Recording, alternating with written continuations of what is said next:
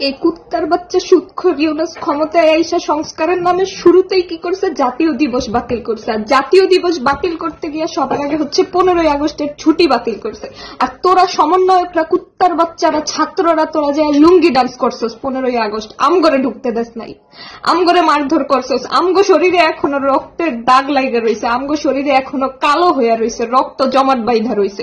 15ই August আমরা ধানমন্ডি 32-এ ঢুকতে পারি নাই। কুত্তার বাচ্চা তোরা দাড়ি মুখে লইয়া তোরা শিবিররা সহ মারধর করছস, তোরা গণপিটুনি দিছস, তোরা মেয়ে ছেলে বাঁচছস নাই। কুত্তার বাচ্চারা, তোরা ছাত্ররা, শিবিররা, বিএনপিরা মিল্লা এই কাজ করছস তোরা 15ই আগস্ট। কুত্তার বাচ্চারা সংস্কারের নামে আবার তোরা ওই 32 নম্বরে এখন হাত দিছস। কুত্তার বাচ্চারা, তোরা বাংলাদেশের ফুসফুসে হাত দিছস। কুত্তার বাচ্চা, তোদের জন্ম পরিচয়ে সমস্যা আছে। তোরা কুত্তা চোদা দিয়া তোদের মা তোদের জন্ম দিছে। কুত্তার বাচ্চারা, তোদের জন্ম পরিচয়ে সমস্যা আছে। আমি আবারও বলতেছি, তোরা যারা শিবির করস, বিএনপি করস, তোদের জন্ম পরিচয়ে সমস্যা আছে। কুত্তার বাচ্চা, তোরা এখন যেটা করতাছস এটার ফল তোদের পাইতে হইব।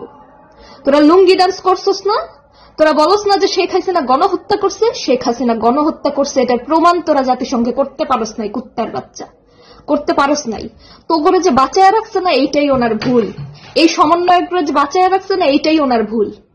এগুলারে যদি তখন নিয়ে গণফাঁসি দিত, তাইলে আজকে আমগো দেশের এই অবস্থা হইতো না, তাইলে আজকে আমগো এইগুলা দেখতে হইতো না।